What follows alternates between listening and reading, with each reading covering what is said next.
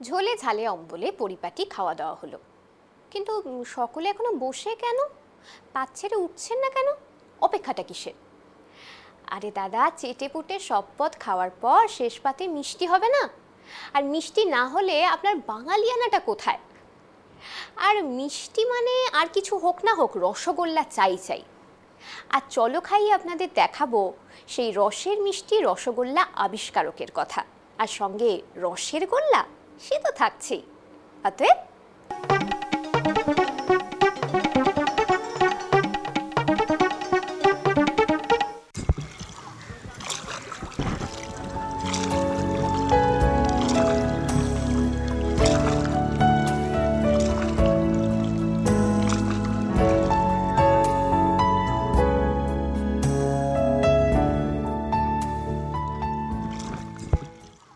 ঊনবিংশ শতাব্দীর দ্বিতীয়ার্ধ, বাংলার নবজাগরণের সময়।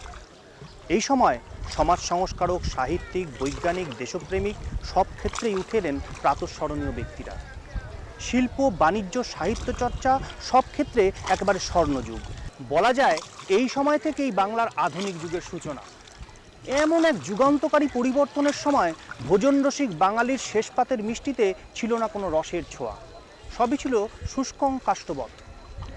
তবে সে খরাও কেটে গেল একজন বাঙালির হাতের ছোঁয়ায়। তার সৃজনশীলতায় আপামর বাঙালির রসনা রসসিক্ত করলেন। ঊনবিংশ শতকের কলকাতা, নবজাগরণ ঢেউ তুলল বাঙালির ভাবজগতে। সে জোয়ারে ভাসলেন বর্ধমান নিবাসী নবীনচন্দ্র দাস। পৈতৃক চিনির ব্যবসায় সৃষ্টির ছোঁয়া পেলেন না, তাই খুঁজে নিলেন নতুন ব্যবসা, মিষ্টির ব্যবসা। এক আত্মীয়র সঙ্গে জুটি বেঁধে জোড়াসাঁকোয় চালু করলেন মিষ্টির দোকান। কিন্তু সে ব্যবসা চলল না বেশি দিন। নবীনবাবু থেমে গেলেন না। নতুন কিছু করার তাগিদ, সেটাই ছিল তার মনের ইন্ধন। 1866-তে পুঁজি জোগাড় করে আবার নতুন করে শুরু করলেন মিষ্টির ব্যবসা। এবার দোকান হলো বাগবাজারে। এখানেও ব্যবসা টলমল, কারণ সে সময় মিষ্টির ব্যবসা চলত ধারে ধারে ব্যবসা। নবীনবাবুর সেই ক্ষমতা ছিল না। ক্রমে দোকান হয়ে উঠল বৃদ্ধ ও বেকারদের আড্ডার ঠিকানা। তবে এদের আনাগোনাই সাপে বর হলো বলা যায়। এই মানুষজন উৎসাহ দিলেন নতুন কিছু করার জন্য। ব্যাস শুরু হলো পরীক্ষা নিরীক্ষা। ছানার গোল্লা পাকিয়ে রসে ফুটিয়ে নানা প্রয়োগ পরিকল্পনার বাস্তব রূপ হলো রসগোল্লা। শুকনো মিষ্টির সাম্রাজ্য হলো রসের সঞ্চার, পাল্টে গেল মিষ্টির দুনিয়া। পৈতৃক চিনির ব্যবসা না, নবীনবাবু সে পথ ছাড়লেন। খুব ছোট্ট করে শুরু করলেন মিষ্টির ব্যবসা, যে ব্যবসায় সৃজনশীলতা দরকার। নতুন কিছু করার তাগিদে একজন মানুষ তার কর্মক্ষেত্রে হয়ে উঠলেন কিংবদন্তি। ভোজন রসিকরা জিভে দিয়েই বুঝে নিতেন কোন মিষ্টিতে আছে নবীনবাবুর হাতের সূক্ষ্ম কারিগরি। স্বয়ং রবীন্দ্রনাথ একদিন তার ডাক্তার বন্ধুর আনা রসগোল্লা মুখে দিয়েই ধরে ফেলেছিলেন সে রসগোল্লা নবীনবাবুর নয়। বলেছিলেন, রসগোল্লা আনলে নবীনেরই এনো, আর কারো নয়। নবীনবাবুর মিষ্টির ফ্যানের তালিকায় কাশিমবাজারের রানীর নামও ছিল। একদিন নবীনবাবুর মিষ্টি খেয়ে রানীমা আহ্লাদে বলে উঠলেন, আবার খাবো। ব্যাস, সেই মিষ্টির নাম হয়ে গেল আবার খাবো। নবীনবাবুর তৈরি দেদো সন্দেশ সীমার অত্যন্ত প্রিয় ছিল, কিন্তু আজ সে সন্দেশ আর সার্বজনীন নয়। তবে মায়ের আরতি ভোগের জন্য দেদো সন্দেশ আজও তৈরি হয়। এমনই ছিল নবীনবাবুর হাতের জাদু। আজ সেই ছোট্ট ব্যবসার প্রাতিষ্ঠানিক নাম কেসি দাস। আমরা যাব সেইখানেই, দেখব আজকের চেহারা।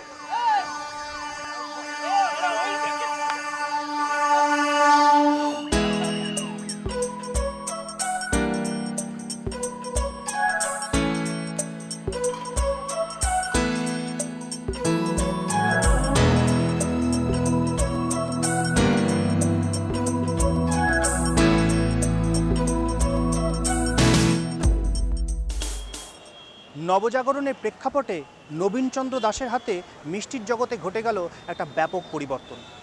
শুকনো মিষ্টির বদলে এলো রসালো মিষ্টি রসগোল্লা। নবীনবাবুর সেই রসগোল্লার জয়যাত্রা আজও অব্যাহত এবং অপ্রতিরোধ্য।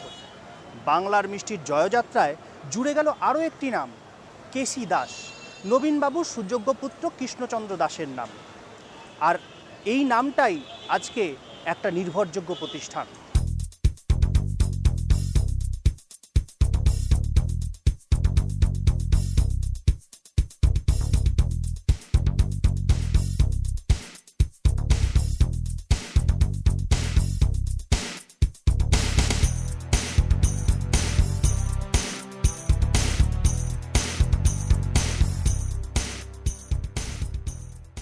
ময়রা শব্দটা শুনেছেন? না, এ শব্দটার আজ আর বিশেষ প্রচলন নেই। সময়ের সাথে সাথে সবকিছু পাল্টেছে। নবীনচন্দ্র দাস, কৃষ্ণচন্দ্র দাসের হাত ঘুরে বর্তমান প্রজন্মের হাতের ছোঁয়ায় মিষ্টির দোকান হয়ে উঠেছে কর্পোরেট প্রতিষ্ঠান। অবাঙালিদের হাত ধরেই প্রথম নবীন দাসের যে সৃষ্টি রসগোল্লার প্রথম কিন্তু এই প্রচার। পরবর্তীকালে ওনার একমাত্র পুত্র কৃষ্ণচন্দ্র দাস, উনি খুবই ছোট থেকেই বৈজ্ঞানিক চিন্তাধারা ছিলেন। উনি প্রথম এই টিন রসগোল্লা নিয়ে একটু চিন্তা ভাবনা শুরু করেছিলেন। কিন্তু আমাদের বাঙালি মিষ্টি সবথেকে বড় ড্রব্যাক হচ্ছে যে 24 ঘন্টা কি ম্যাক্সিমাম 48 ঘন্টার বেশি আমাদের এই মিষ্টি থাকে না। তো সেইটা উনি চিন্তা করেছিলেন যে কী করে শেলফ লাইফটা বাড়ানো যায়, আরও ছড়ানো যায় সারা পৃথিবীতে। এবং তার জন্য এটা সাহায্য করেছিলেন ওনার ছোট পুত্র শারদাচরণ দাস। উনি স্যার সিভি রামনের গবেষণা সহকারী ছিলেন রাজাবাড়ি সায়েন্স কলেজে। উনি খুবই ডায়নামিক চিন্তাধারা ছিলেন, একেবারেই লেটেস্ট টেকনোলজি, প্রোডাকশন মেথড কী করে করা যায়। সেই আগেকার কালের কাঠের উনুনে রান্না হতো, সেটাকে উনি বিদেশে গেলেন, গিয়ে সব টেকনিক দেখে টেকে এখানে এসে সেই জন্য স্টিমের চালু করলেন, বয়লার লাগিয়ে।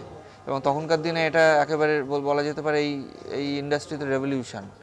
এবং 1935 সালে উনি ধর্মতলার মোড়েই এই আজকের যে দোকান, এই তখনকার দিনেই উনি তখন করেন। এবং এটি তখনকার দিনে একেবারে সাহেবি পাড়া ছিল। ভারতীয়দের থেকে সাহেবদেরই বেশি ঘুরে বেড়াতে দেখা যেত। এবং আগে মিষ্টি শালপাতায় দেয়া হতো মুড়ে। এবং এই কেসি দাসের এই দোকানে প্রথম ওই শারদাচরণ দাসের হাত ধরে মিষ্টির বাক্স শুরু হয় এই ইন্ডাস্ট্রিতে। বলা যেতে পারে যে রসগোল্লা বা এই বাঙালি মিষ্টান্নের যে বিশ্বায়ন ওই তখন শারদাচরণ দাসের হাত ধরেই প্রথম শুরু হয়।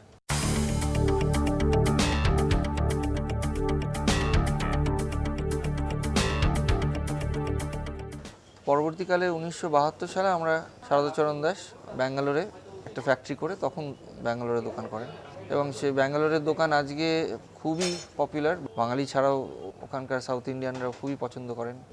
কলকাতায় মেনলি আমরা হাইজিন, ফ্রেশনেস এবং আমাদের কোয়ালিটি কন্ট্রোল ল্যাব আছে, ল্যাবরেটরি আছে, যেটা শারদাচরণ দাস প্রথম শুরু করেছিলেন প্রায় 1940 সালে, যেখানে অনেক রকম দইয়ের কালচার নিয়ে টেস্টিং করা হতো। এবং যখন দুধ বন্ধ করে দেওয়া হয়, গরুর দুধের ছানা, তখন উনি সয়াবিনের ছানা দিয়ে সেই থেকে কি করে মিষ্টি করা যায় সেই সব উনি পরীক্ষা নিরীক্ষা তখন করেছিলেন। এখন মাইক্রোনিউট্রিয়েন্টসের যুগ, সবাই খুব হেলথ কনসিয়াস হয়ে গেছে, যে শুধু রসগোল্লার যে গুণ তাছাড়াও অন্যান্য ভিটামিনস যাতে শরীরে যায়। এবং আমরা দই নিয়েও অনেক পরীক্ষা নিরীক্ষা করেছি ব্যাঙ্গালোরে। এবং আমাদের যে দইয়ের কালচার, যেটা সাজা বলা হয়, সেটা আমরা ডেনমার্কে একটা কোম্পানি আছে, সেখান থেকে সেই কালচার এনে আমাদের ল্যাবরেটরিতেই নিজস্ব আমরা কালচার তৈরি করি।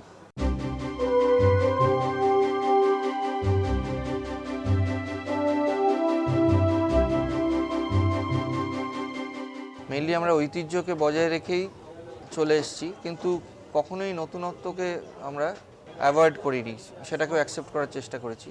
যেরকম লবঙ্গলতিকা জাতীয় মিষ্টি বহু বছরকার, যেরকম আমাদের এখানে দোকানে পাওয়া যায়, সেই জাতীয় চকো কদম বা চকো বেল বা মিল্ক চকোলা, এই জাতীয় নতুনত্ব আজকালকার প্রজন্মের যেসব ফিউশন মিষ্টি যে সবাই বলছে, সেইরকম মিষ্টিও আমরা তৈরি করছি। এবং অনেক নানা ফ্লেভারের দই, এটা অবশ্য একদম অরিজিনাল যে ম্যাঙ্গো পাল্প, ম্যাঙ্গো দই বা কেশর ইউজ করা হয়। আমরা কোনো রকম রং বা আর্টিফিশিয়াল ফ্লেভার, আর্টিফিশিয়াল কালার কিছু ইউজ করি না। এই যে ফলের মিষ্টি, ফল দিয়ে, সেটা কিন্তু নবীন দাসের আমল থেকেই চলে আসছে। উনি প্রথম কাঁঠালের রস দিয়ে কাঁঠাল সন্দেশ করেছিলেন এবং আতা দিয়ে আতা সন্দেশ করেছিলেন।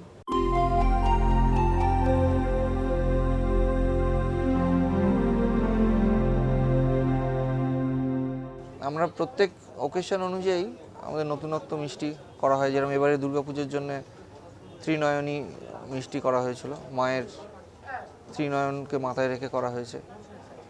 রাজভোগের একটা বড় সংস্করণ মহারাজভোগ, সেটা করা হয়েছে।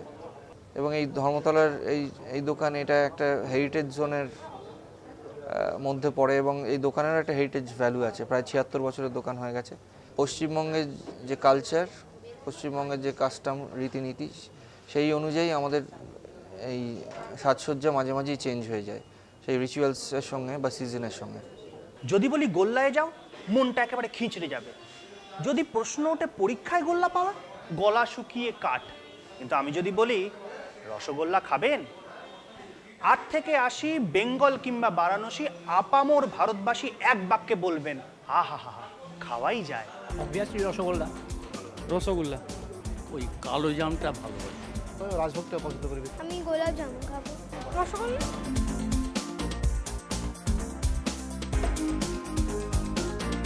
খাওয়ার এখানে একটা আনন্দ, এইখানকার পার্টিকুলার এই জায়গার জন্য এটা ভালো আছে, ওই অন্য লোক থেকে অনেক ভালো আছে এখানে। কেসি দাস।